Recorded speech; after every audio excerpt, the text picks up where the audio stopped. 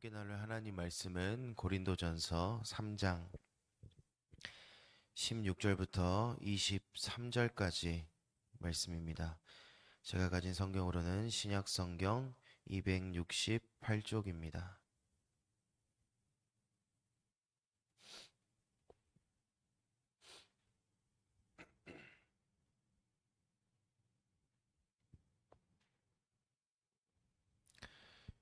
고린도전서 3장 16절부터 23절까지 말씀입니다. 한 절씩 교독하도록 하겠습니다. 너희는 너희가 하나님의 성전인 것과 하나님의 성령이 너희 안에 계시는 것을 알지 못하느냐?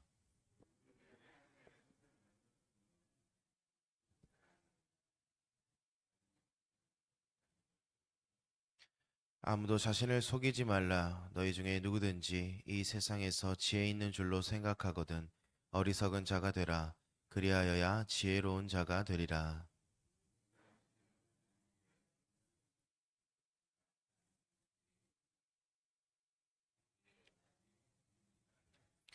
또 주께서 지혜 있는 자들의 생각을 헛것으로 아신다 하셨느니라.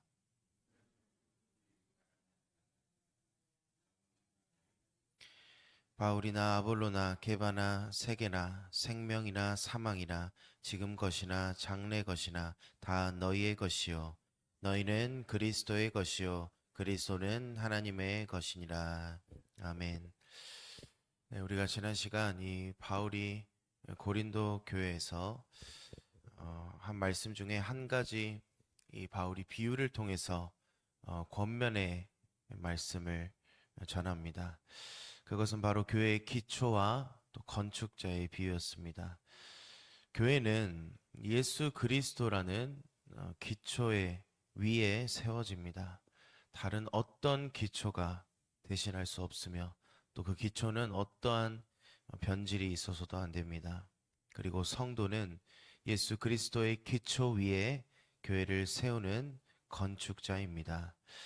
바울이 가장 강조했던 것이 지난 시간에 무엇이었습니까? 건축자는 다른 사람일 수 있으나 그 기초가 바뀌어서는 안 된다라는 것입니다. 그리고 그 건축자가 기초 위에 세운 그 교회가 불에 타지 않는 그 재료들로 건축해야 한다라고 합니다. 왜냐하면 예수님께서 다시 오실 그날에 최후의 심판의 불로써 그 교회가 타 없어질 것인지 아니면 그 공적이 남아 있을지 심판이 기다리고 있기 때문입니다. 예수 그리스도 위에 세워진 교회만이 영원히 흔들리지 않습니다. 우리의 사역과 헌신이 하나님 앞에 불타지 않은 영원한 공적으로 남을 수 있도록 우리가 신실하게 예수 그리스도를 기초로 교회를 세워나가는 하나님 나라의 건축자가 되어야 한다라고 우리가 지난 시간에 말씀을 나눴습니다. 오늘 본문에서 바울은 이 고린도 교회 성도들에게 중요한 이 신앙적 진리를 선포합니다. 지난 시간에 나눴던 말씀보다 더 직접적으로 성령이 거하시는 성전인 이 교회를 훼손시키는 일에 대한 경고와 또 교회의 분열을 경계하고 있는 말씀입니다. 오늘 본문 16절 한번 보겠습니다. 너희는 너희가 하나님의 성전인 것과 하나님의 성령이 너희 안에 거하시는 것을 알지 못하느냐. 이 바울이 고린도 교회 성도들에게 너희가 하나님의 성전이다 라는 것을 상기를 시킵니다. 그리고 성령님께서 너희 안에 그들 안에 거하신다라고 선언합니다. 여기서 너희라는 것은 복수형으로 이 개개인을 말하는 것이 아니고 교회의 공동체를 의미합니다. 우리가 분명히 알아야 할 것은 본문에서 말하고 있는 이 성전, 이 성전은 어떠한 물리적 건물이나 조직이 아니고 하나님께서 임재하시는 영적인 공동체임을 의미한다라는 것입니다. 그렇다면 우리가 성전에 대해서 그 의미를 조금 더 자세히 살펴보겠습니다. 이 구약에서 성전은 하나님의 임재를 상징하는 이 중심적인 장소였습니다. 이는 하나님의 백성들이 이 성전을 통해서 하나님과 만나는 특별한 공간으로 설정이 됐지만 이 공간은 구약에서 제한적이고 또 일시적인 성격을 가지고 있었습니다. 열왕기상 8장 27절 솔로몬의 고백입니다. 하늘과 하늘들의 하늘이라도 주를 용납하지 못하겠거늘 하물며 내가 건축한 이 성전이오리까. 이 솔로몬은 성전이 하나님의 무한한 그 임재를 온전히 담아낼 수 없음을 인정하고 또 성전은 하나님의 임재를 상징적으로 나타내고 있는 공간임을 고백합니다. 그러나 이 신약에 와서는 이 성전의 개념이 더 깊고 또 보편적인 의미로 확장이 됩니다. 하나님의 임재는 더 이상 그 구약에서 있었던 특정한 장소나 건물에 국한되지 않고 예수 그리스도 안에 있는 성도들 그 안에 거하신다는 것입니다. 신약에서 예수님께서는 구약의 성전을 대체하는 참된 성전으로 말씀하고 있습니다. 요한복음 2장에서 보면은 예수님께서 성전 청결을 하시면서 유대인들이 예수님께 표적을 구합니다. 그 질문에 예수님께서 말씀하십니다. 요한복음 2장 19절입니다. 예수께서 대답하여 이르시되 너희가 이 성전을 헐라 내가 사흘 동안에 일으키리라 하시니 21절입니다. 그러나 예수는 성전된 자기 육체를 가리켜 말씀하신 것이라. 이 신약에 와서는 예수님의 죽음과 부활을 통해서 이 성전의 역할이 재정의가 됩니다.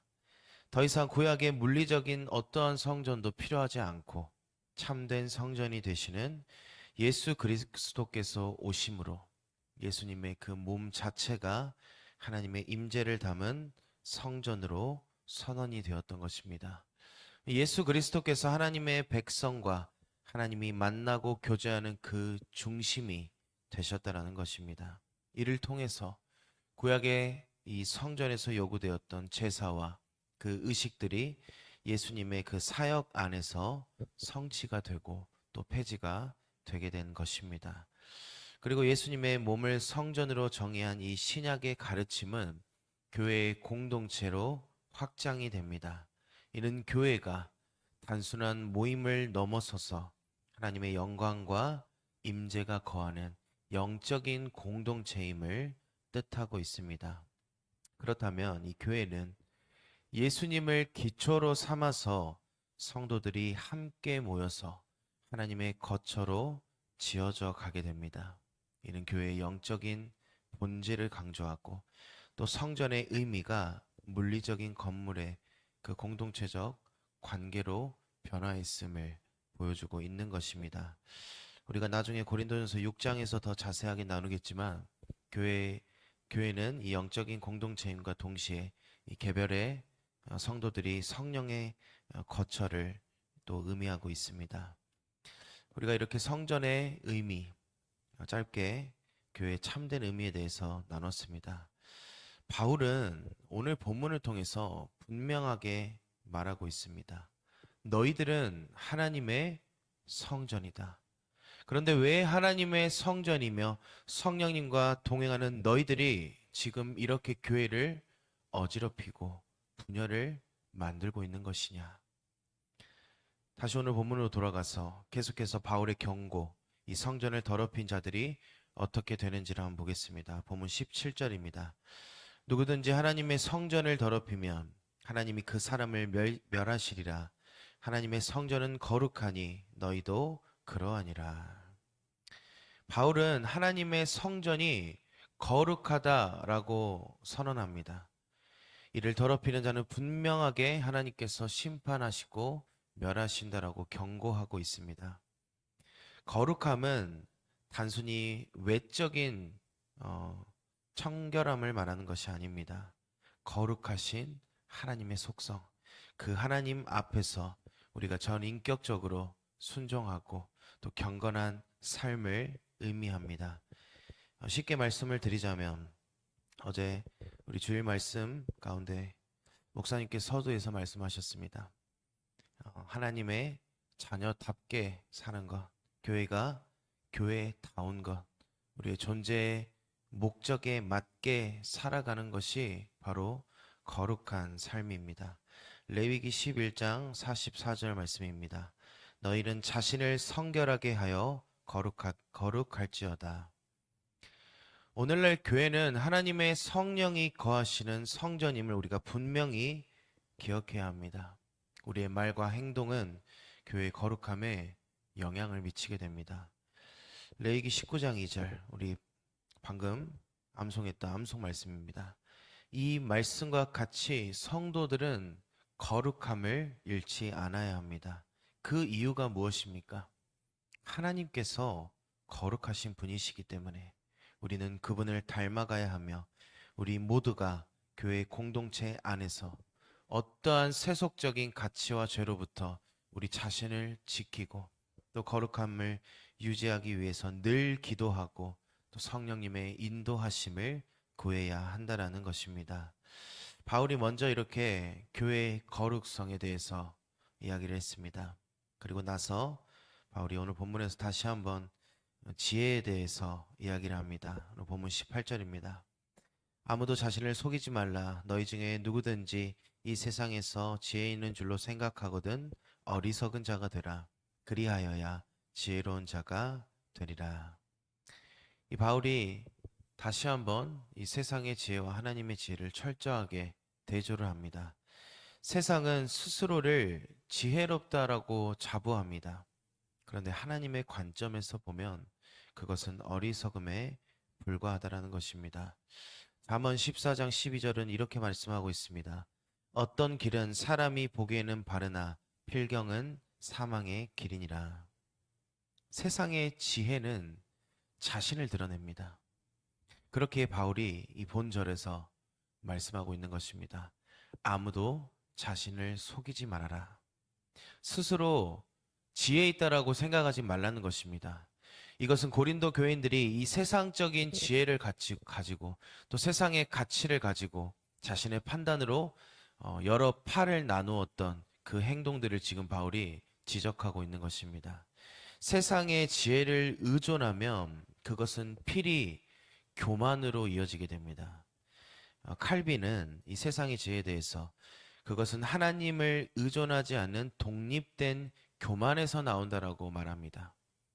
인간의 지혜는 스스로를 신뢰하지만 하나님의 지혜는 자기 자신을 낮추고 전적으로 하나님을 의지하는 것에서부터 시작이 되는 것입니다.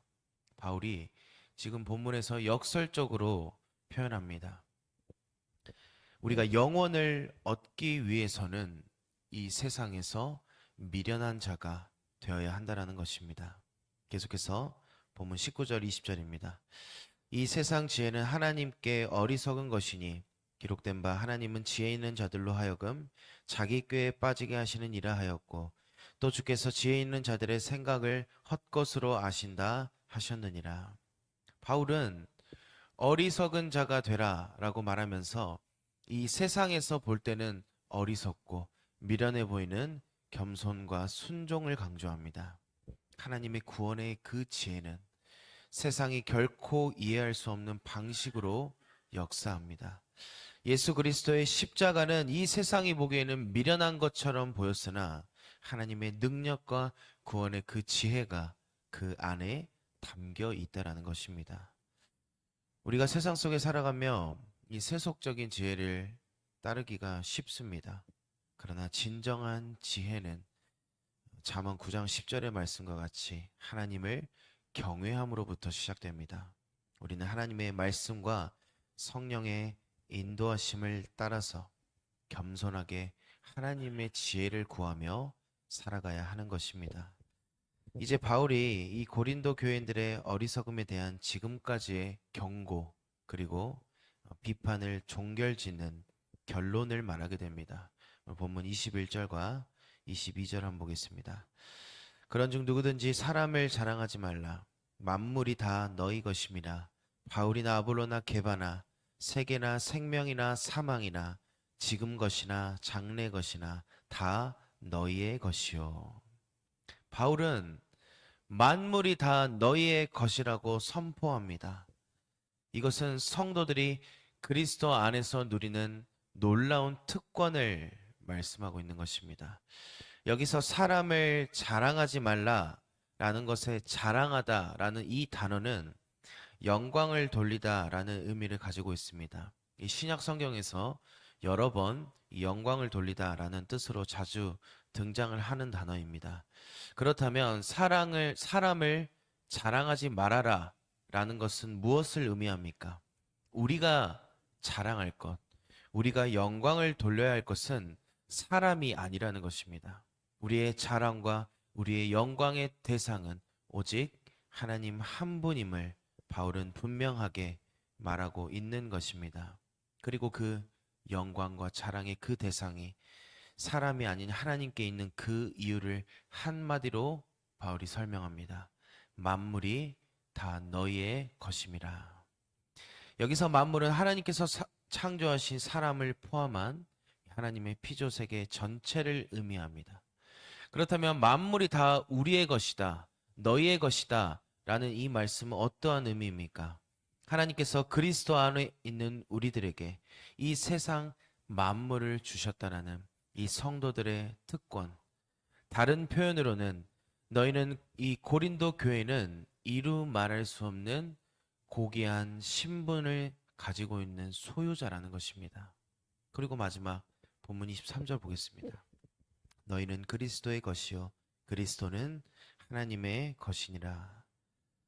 바울이 이 모든 것을 우리가 그리스도의 것이기 때문에 가능하다라고 그 주권의 원천과 본질에 대해서 분명히 말합니다. 만물이 우리에게 이 교회에게 속해 있고 그 교회는 그리스도께 속해 있습니다. 우리가 이 만물의 풍성함을 누릴 수 있는 그 이유는 우리가 하나님의 주권 가운데 속해 있기 때문입니다. 우리의 참된 소유는 그리스도 안에서 이미 주어졌습니다.